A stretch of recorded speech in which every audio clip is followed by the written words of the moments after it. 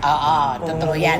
Katulad na lang po ni Bella Padilla. Alam naman po natin ngayon na talagang nagkakaroon sila ng diferensyahan ni Angelica Panganiban at ni Kim Chiu. Yes, diba? magkakaibigan. Yun naman ang totoo doon, Oo. magkakaibigan. Ang tunay palang ay kinasama ng loob ni Kim Chiu, yung pagsisiwalat sa publiko ni Bella Padilla na nagpa-freeze na siya ng egg. Ay, oo. Respeto nga naman. Doon pala nagsimula yun. Sa bagay naman, kasi ikaw naman may katawan nun. Dapat ikaw yung dapat hindi mo pinangunahan. Oo, Yun. maintindihan. So, anong nangyari? Nag-birthday siya, hindi bumati si Kim Chiu. Nag-birthday si Kim Chiu, hindi rin bumati si Sa Bella. madaling salita, dead Ayun ma. na.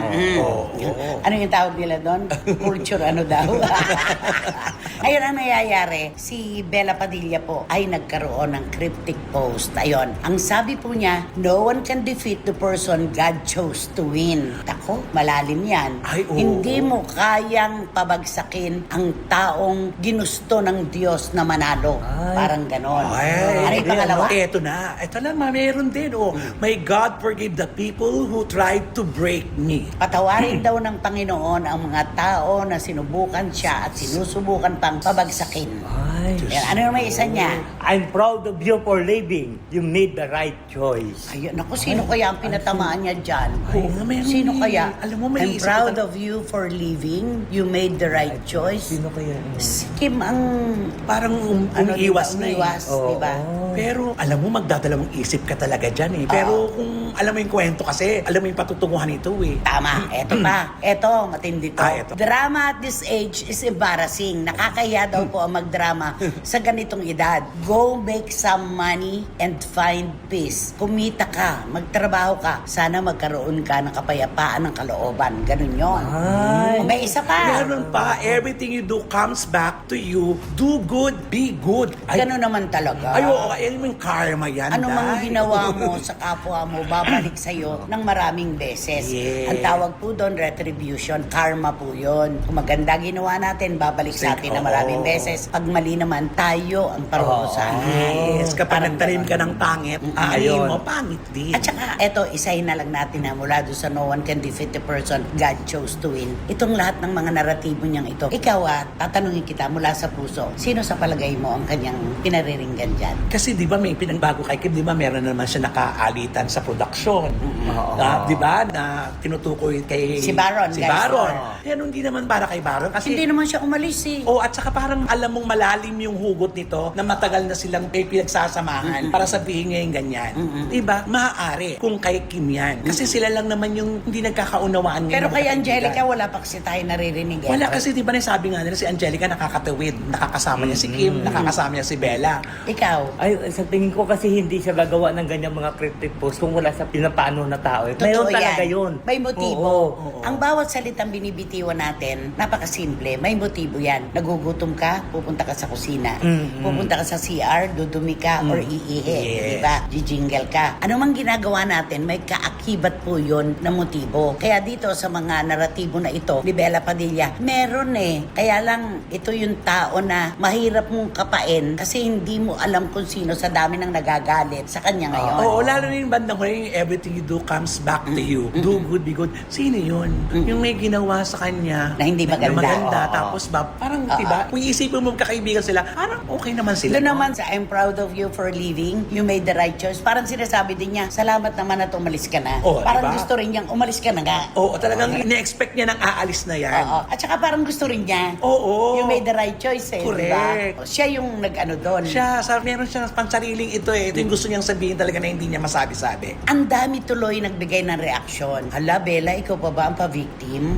Ikaw na nga itong... Yan yung mga comment. Oo, yan ang mga comment. Hala, Bella, ikaw pa ngayon ang pa-victim. Ikaw nga itong inunahan mo ang kaibigan mo tungkol sa isang bagay na dapat ay siya nagpahayag sa publiko. Ngayon, ikaw pa magagalit. Tsaka di ba, ang daming kwento doon sa taping nyo, ang dami mong kalaban. Ganun. Oo, di ba kaya iisipin mo rin yan? Alam mo, parang yung mga sinasabi, parang galit siya sa mundo. Parang ganon. Oo, yung Parang mga, ganon. bakit kasi magsasalita magsalita siya naman ganyan. Kung hindi siya galit. Alam mo, dapat kay Bila, dapat ayusin niya muna yung sarili niya bago magsalita sa iba, di ba? Kasi mahirap yun eh. Ano kaya sasabihin sa kanya ng tao? At saka pagka tayo mali, tanggapin natin. Hindi tama. naman karuwagan ang pagtanggap sa pagkakamali. Correct. Pero para ipilit natin na tama pa rin ang mali, yun ang pinaka hindi kayang kalimutan ating mga kababayan. Oo. Yun. Kaya yung mga post na itong cryptic post, nag-iisip ang lahat. Maaring lahat pwedeng ilagay dyan eh. Kasi yung forgive the people who tried to break me. Sino yun? At saka yung drama daw sa ganitong edad, embarrassing, nakakahiya. O kumita ka at magkaroon ka ng kapayapaan ng kalooban. Ito ang magpapalala sa sitwasyon. Itong cryptic posts na ito ni Bella Padilla. Hanapin Ito nila talaga magpapalala. kung para kanino yan. Pero si Kimi kasi, hindi siya mapagpansin sa ganyan eh, no? Oo. Pinapabayaan niya lang yun. Oo. Pinapakingan, labas sa kabilang siya, tainga. no? Oo, ganun Hindi siya siya. mapagpatol. oo. At saka hindi talaga siya yung sa mga ganyan-ganyan, yung mga Wala, hindi pagka, oo. di ba? Maraming ang nangyayari kay Kim sa Showtime pero hindi mo siya parinig. wala. Alam mo, pinakabilib ako sa kanya, di ba yung Four of Spades? Oo. Ang pagka-pronounce niya talaga, Ivy of Spades. Oo. Nung pansinin siya na, ano ka ba, Kim, Four of Spades yan, nangi siya ng sorry. Agad. Pasensya na po, kasi ang alam ko, sa I at V, Roman numeral nga naman.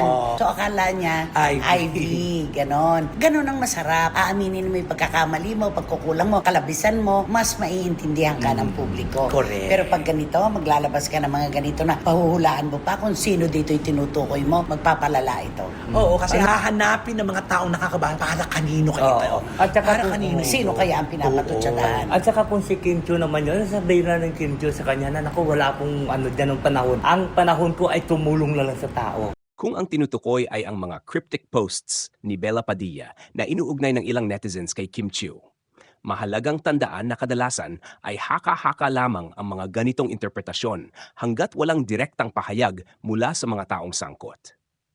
Maraming beses na sa showbiz, ang isang malabong post ay agad na binibigyan ng kahulugan ng publiko at mga fans. Kapag may mga salitang tila may pinapatamaan, natural na may mga mag-uugnay nito sa mga kasalukuyang issue o sa mga personalidad na malapit sa usapan. Ngunit hindi ibig sabihin nito na iyon nga ang tunay na mensahe ng post. Kung sasagot man si Kim Chiu, malamang napipiliin niya ang paraang hindi magpapalaki ng issue. Sa mga nagdaang kontrobersya, madalas siyang nagpapakita ng pagiging maingat sa kanyang mga pahayag at mas nakatuon sa kanyang trabaho kaysa sa pakikipagbangayan sa social media. Sa kabilang banda, kung wala namang direktang pagbanggit kay Kim, maaari ring piliin niyang huwag ng patulan ang usapin. Minsan, ang hindi pagsagot ay paraan din upang maiwasan ang maling interpretasyon at dagdag na kontrobersya. Ang mas interesante rito ay kung paano mabilis na nakakabuo ng sariling kuwento ang mga netizens mula sa isang simpleng post. Dahil dito, lumalakas ang mga espekulasyon kahit wala pang malinaw na ebidensya o kumpirmasyon mula kina Bella Padilla at Kim Chiu sa ngayon. Pinakamainam na hintayin ang anumang opisyal na pahayag bago magbigay ng matitinding konklusyon. Hanggat walang direktang kumpirmasyon, nananatili itong bahagi ng mga haka-haka at interpretasyon ng publiko. Ang masasabi ko sa balitang ito ay nakabatay pa rin ito sa mga espekulasyon ng publiko, maliban na lamang kung may malinaw at direktang pahayag mula kina Bella Padilla at Kim Chiu. Sa mundo ng showbiz, karaniwan na ang mga cryptic posts na nagiging usap-usapan. Kapag may mga mensaheng bukas sa iba't ibang interpretasyon, natural na may mga netizens na mag-ugnay nito sa mga personalidad o isyung kasalukuyang pinag-uusapan. Ngunit mahalagang tandaan na hindi lahat ng cryptic post ay may partikular na taong pinatatamaan. Kung sakaling may mga fans na naghihintay ng reaksyon ni Kim, naunawaan iyon dahil isa siya sa mga pinakasikat na artista ngayon at anumang usaping may ugnay sa kanya ay mabilis na nagiging viral. Gayunpaman, hindi rin makatarungang agad magbigay ng konklusyon na siya nga ang tinutukoy kung walang sapat na ebidensya. Isa ring magandang obserbasyon dito ay kung gaano kalakas ang impluensya ng social media sa paghubog ng mga naratibo. Minsan, isang maikling post lamang ay nagiging malaking balita dahil sa samut-saring interpretasyon ng mga tao. Dahil dito, mas nagiging mahalaga ang pagiging maingat sa paghusga at pagkalat ng impormasyon. Kung titingnan sa mas malawak na pananaw, mas makabubuting ituon ang pansin sa mga kumpirmadong pangyayari kaysa sa mga haka-haka.